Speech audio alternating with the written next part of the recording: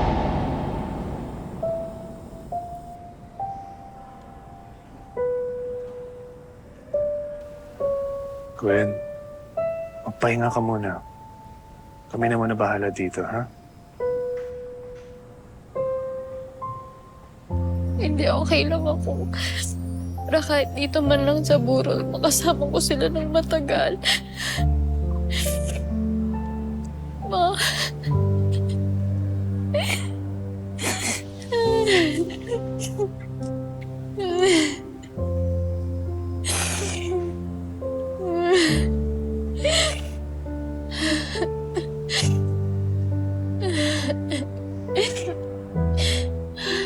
Condolence po, Ma'am Gwen. Salamat. Sige. Iwan ko muna kayo.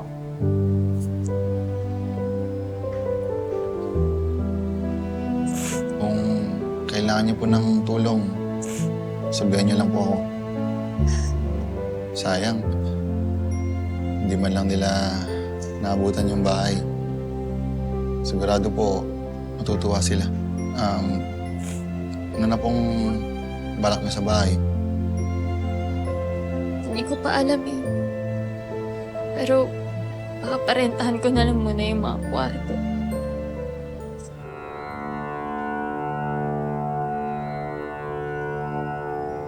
May bahay nga kami pero wala naman sila.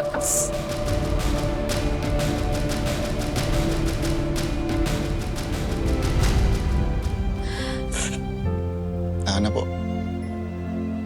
Dito naman kami. Nandito ako.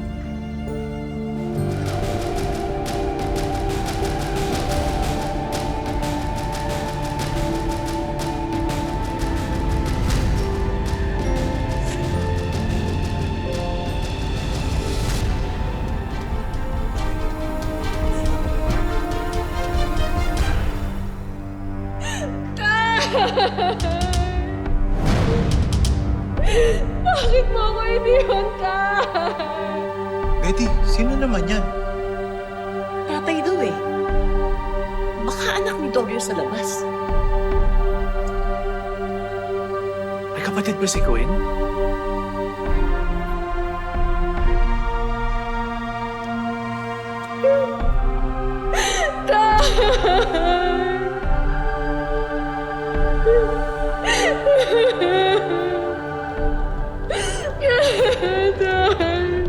Miss? Sabi mo tayo, ipapasyal mo pa ako. Wala na kasi nanay, iniwan mo pa ako.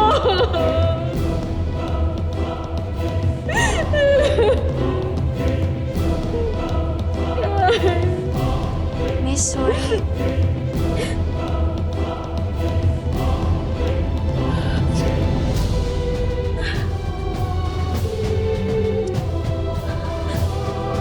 Ano-ano mo yung tatay ko?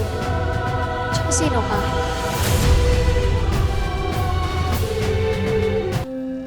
Ano-ano mo yung tatay ko? Tsaka sino ka?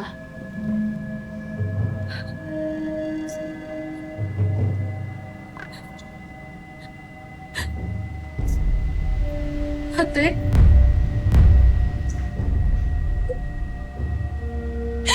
Ate Gwen? Ate! Wala na si tatay. Iniwan niya na tayo.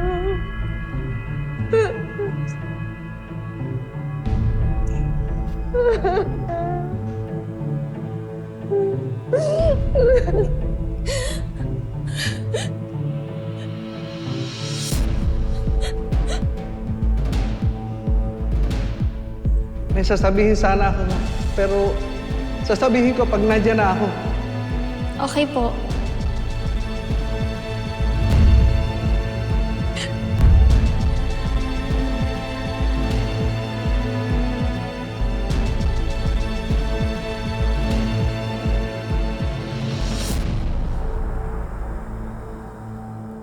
Alam mo ate, namatay rin yung nanay ko. Tama naman, di ba? Yung sa birth certificate at death certificate. Wala na akong gustong umampun sa akin na kamag-anak eh. Kaya yun, naisip kita. Kasi sabi ni tatay. Kapatid ko ba talaga to?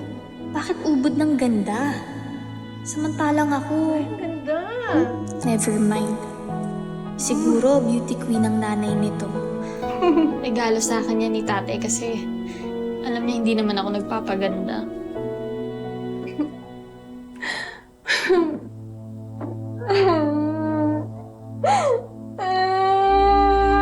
Uy, bakit ka umiiyak?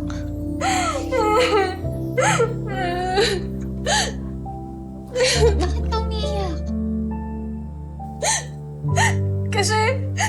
Kasi hindi ako nakatikim ng regalo mula kay tatay. Buti ka pa. Siguro tuwing birthday mo, tsaka tuwing Pasko, may regalo ka, no? Siguro, napasyal ka na sa iba't ibang lugar, samantalang ako, hindi. Kaya mas maswerte ka pa rin kaysa sa akin, ate. Tama na, huwag ka na umiyak, ha? Huwag ka mag-alala. Lahat ng mga hindi mo naranasan kay Papa, ako ang magpupun. Alam mo ba dati, pinagdarasal ko na magkaroon ng kapatid? Nawalan man tayo, pero at least nagkakilala naman tayo, di ba? Promise yan, ate, ha? Huwag ka lang umiyak.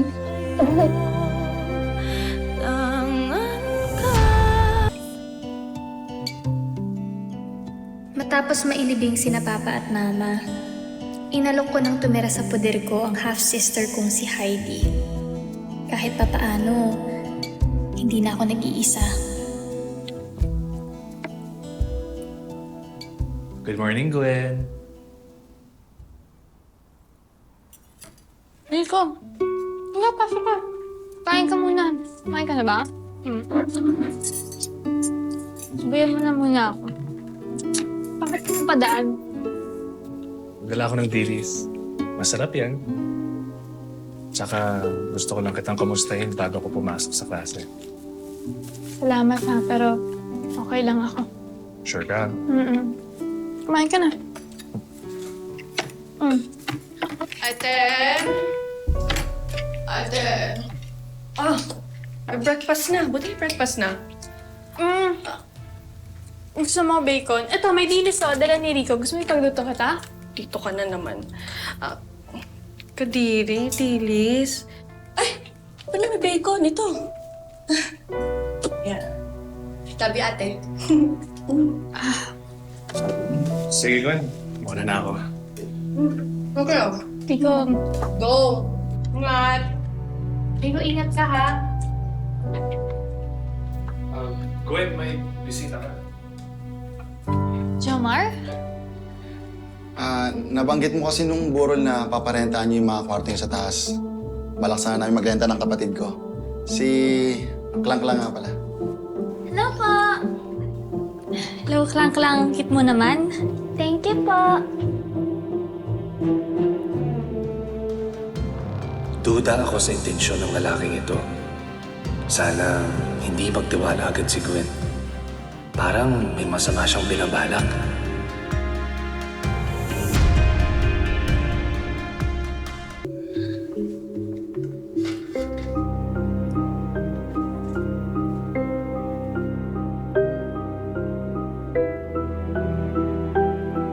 Huwag ka maya kay Ate Gwen, no, ha? Kain ka lang. Mukhang sabi ka sa bata, Ma'am Gwen, ha? Parang busong kapatid mo na rin siya, di ba? May bunsong kapatid na si ate. Ako. Kuya.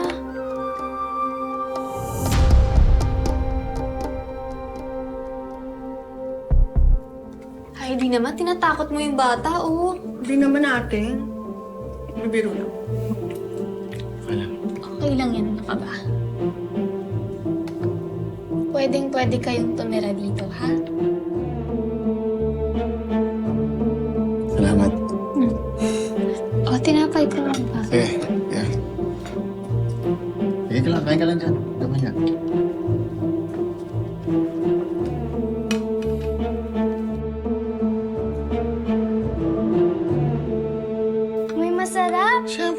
ba, luto ni kuya yan eh. Sarap talaga yan. Sige na, kain ka na. Nang tumira sila sa amin, doon ko lubos na nakilala si Jomar. Nakita ko kung paano niya alagaan ang kanyang kapatid. Mas lalo tuloy akong humanga sa kanya. Kain ka na, kuya! Sige, oo. Ate Gwen! Diyan ka na pala. Tulungan na kita. Ay, hindi, okay lang. Wag na. Okay lang, sige na. Ako na magugas niya mamaya. Naku, wag na. Ano ka ba? Ako na. Hindi na, ako na. Kaya ba ito? Tara na, ate! Kain na tayo! Halika na. Sige na Sige nga. ka lang ng request, oh. Makatangi ka ba dyan? Sarap ba yan? Opo. Naman. Siyempre. Kasing sarap ko. Uy, sura ka talaga. At syempre, dahil mabait ka sa amin, meron kang libreng masahe. Uy, ano ba? Wag na Oh. Teka, masarap pala. Oh, di ba? Sabi sa'yo eh. Taas ka lang dyan. Akong bahala. Kung ma-deserve mo yung mga ganitong bagay sa sobrang sipag mo. Buong buhay ko, nagsisilbi ako sa iba. Pero kay Jomar, una kong naranasan na ako naman ang pagsilbihan. Totoo nga kaya ang ibinibigay na pagmamahal ni Jomar kay Gwen? O gaya rin siya ng iba na palihim na nandidiri sa dalaga? Masaya na rin ako na lumipat kayo ni Klang Klang dito. Kahit wala na si Mama at si Papa, pakiramdam ko pa rin may pamilya ako. Pakiramdam lang. Bakit kaya hindi natin totohanin na lang? Totohanin ang alin? Maging tayo. Maging happy family. Sigurado ka ba? Jomar, nakikita mo ba yung itsura ko? Baka naman mamaya binobola mo lang ako, ah. Gwen, walang bola. Sa totoo lang, noon pa lang type na kita eh. Kasi, ang bait mo. Tapos, pagmahal ka. Ano? Tayo na?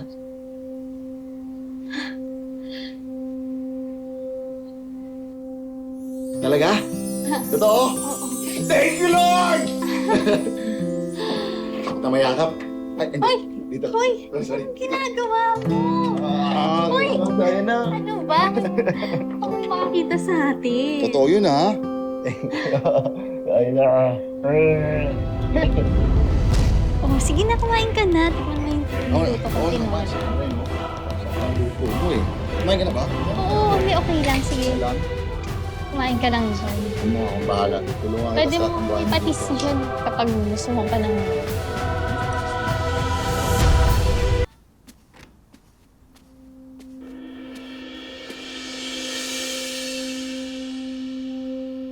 Hindi mo rin, no? Sigmura mo yun. Bastos ka talaga, no? Ate mo yan.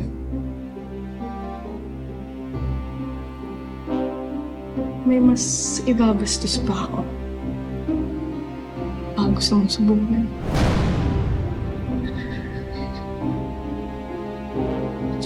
Ay, di mahal ko kapatid mo. Uwe. Madalas nga kitang nahuhuling natingin sa akin. Tsaka, ang sabi nga ni ate, kung ano yung meron siya, dapat ako din. Sige na. Pumasok ka sa kwarto mo. Papasok ako, magpapasok ka. Sige na.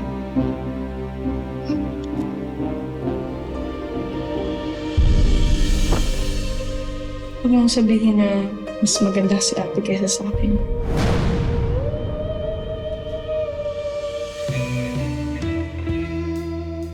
Hindi ka lang siguro bulag mo.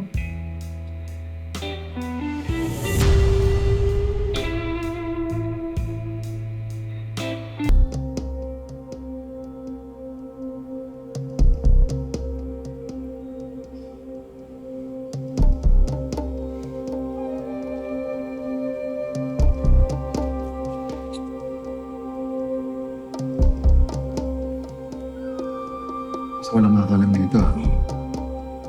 Walang makakalam. Ako, ikaw, anak ko.